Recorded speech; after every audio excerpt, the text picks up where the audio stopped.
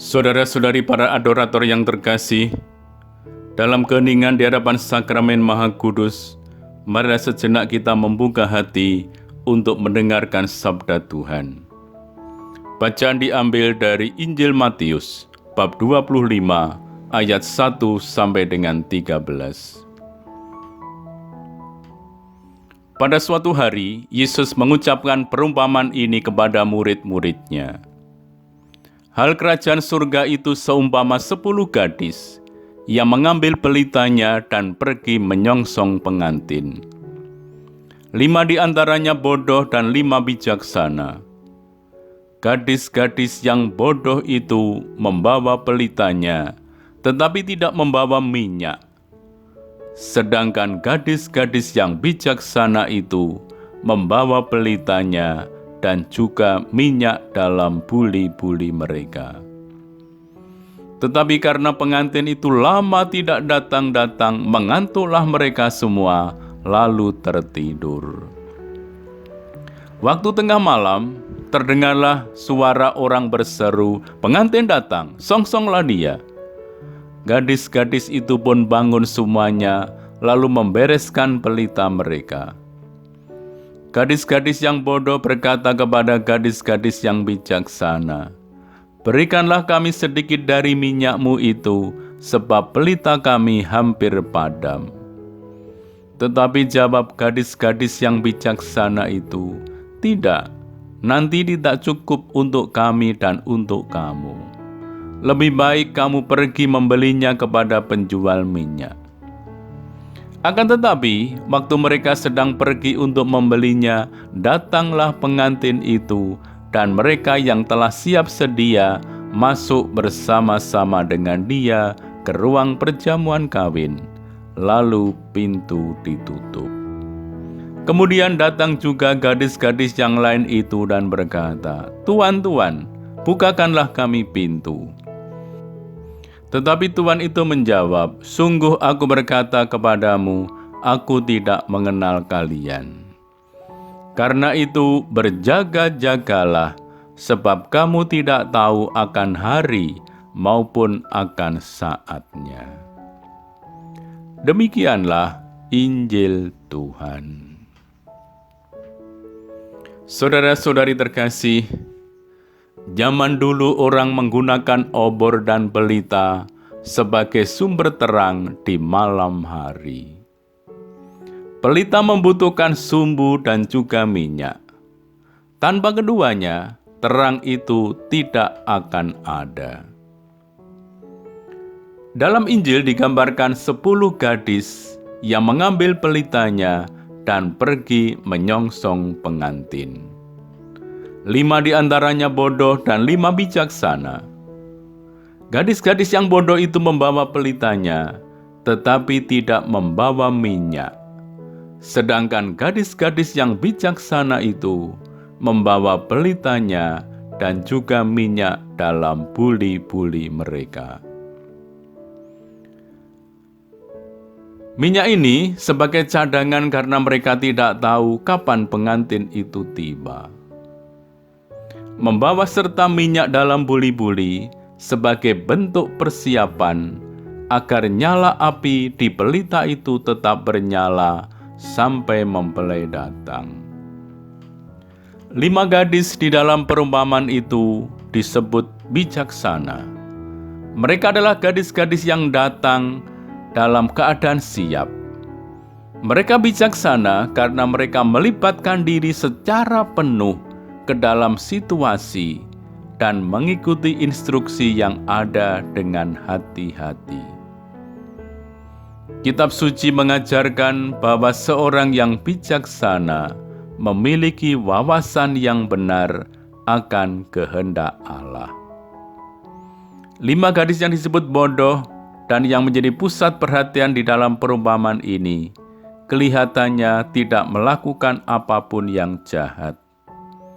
Mereka datang dengan maksud yang terbaik dan mengharapkan kebahagiaan untuk pengantin laki-laki dan wanita di tahun-tahun perkawinan mereka. Tetapi mereka gagal melakukan harapan-harapan mempelai karena mereka lalai membawa persediaan minyak yang diperlukan. Kelima gadis ini lupa membuat persiapan yang cukup untuk tugas yang diberikan kepada mereka.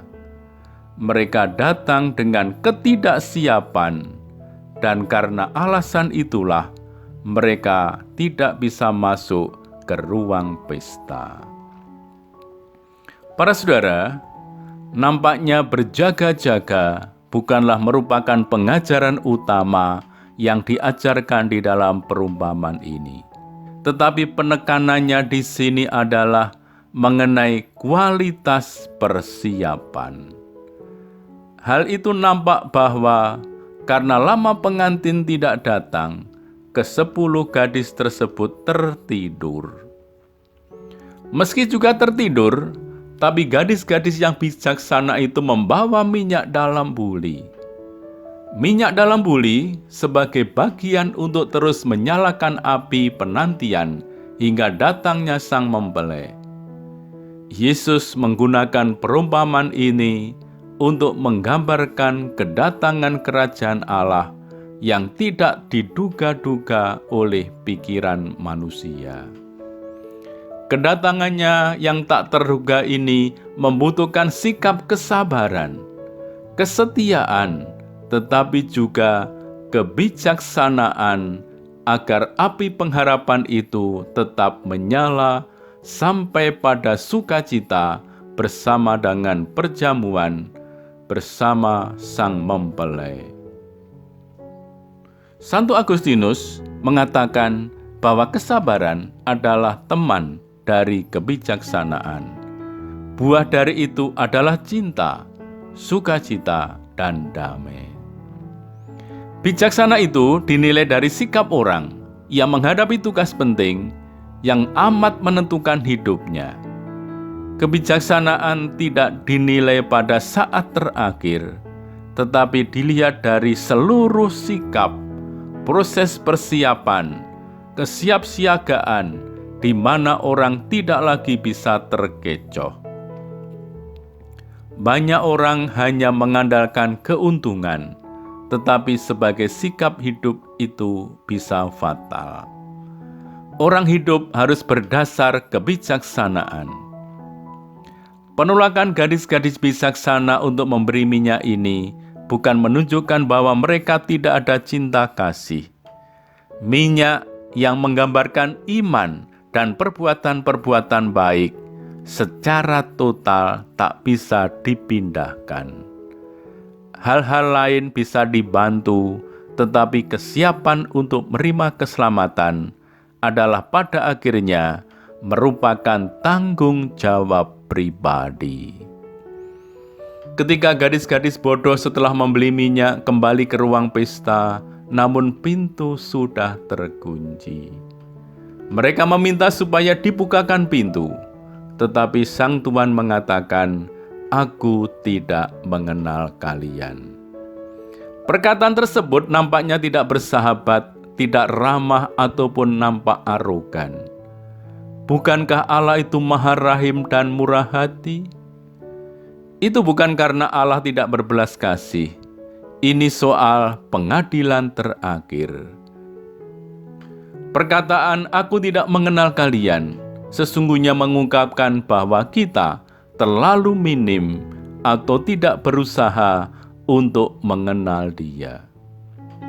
Maka marilah kita bertanya pada diri kita, sejauh manakah kualitas persiapan kita? Sudahkah kita memiliki relasi yang baik dengan Tuhan?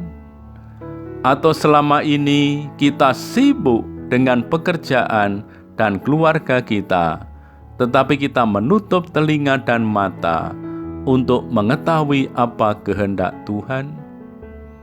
Dan sudahkah kita menyiapkan diri kita dengan menjaga hidup kita yang kudus? Sebagai orang merdeka, sudahkah kita menghargai kemerdekaan itu? Atau kita menyalahgunakannya yang mengurung kita kembali di dalam dosa-dosa kita? Para saudara terkasih, Paus Emeritus Benediktus ke-16 dalam surat apostoliknya Forta Fidei, artikel 2 mengingatkan, iman adalah perjumpaan dengan Yesus Kristus yang sudah bangkit.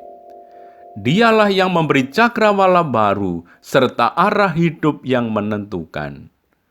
Di zaman kita ini juga, iman adalah anugerah yang perlu ditemukan kembali, dipelihara, dan dinyatakan dalam kesaksian. Bagaimana kita memelihara iman? Menemukan kembali dan memelihara melalui perjumpaan personal dengan Tuhan, serta menyatakan dalam kesaksian melalui perbuatan kasih. Paus Fransiskus dalam surat apostolik Evangelii Gaudium artikel 3 mengatakan, kita semua diundang untuk terus-menerus memperbaharui perjumpaan personal dengan Yesus Kristus. Atau paling tidak, keterbukaan untuk membiarkan diri dijumpainya. Undangan tersebut adalah untuk merasakan dan mengalami kegembiraan dalam Tuhan, dan karenanya lalu kita wartakan. Marilah berdoa. Tuhan, kami bersyukur atas rahmat cinta-Mu, atas anugerah iman yang menghantar kami kepada keselamatan. Engkau mengundang kami agar memelihara iman itu dengan mengembangkan relasi personal dengan Dia yang berbagi kasih dengan sesama. Semoga kami mampu mengisi hari-hari kami dengan persiapan yang makin berkualitas untuk menyambut sukacita perjamuan surgawi yang kami sediakan bagi kami. Dengan pengantaraan Kristus Tuhan kami. Amin.